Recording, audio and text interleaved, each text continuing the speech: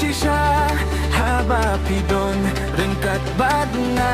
ngadap da jingieid happy bai ngam qua banjai na pi dilong kawe a jingieid jonga haka jingkmen baka jing slosi nga qua bandoton hajan jong pi ngam qua banjai na pi bai dilong jingkmen hak mak jonga tang ka jingieid ka yong pi ka push ngai hianga ngam qua banjai na pi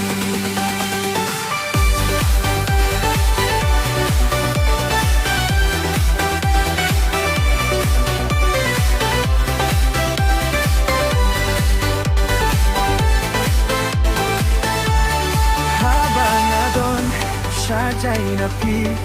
ngas ngel tali ngakin mau ya pi jingin ka jonga kam don jing mut lada pim don rengkat padnya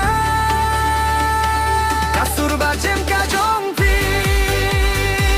kapenum yau don nut jonga ka jingieid ka yongi kalong kabat kodo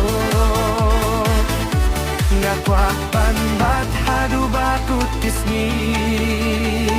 ngam kwa banjai na pi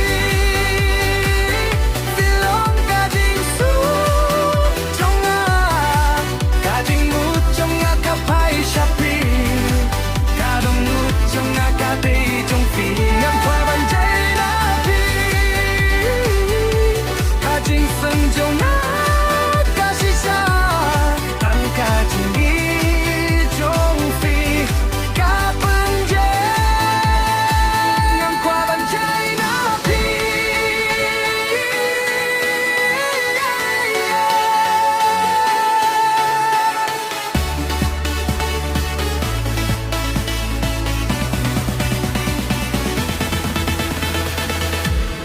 lada pilih sajai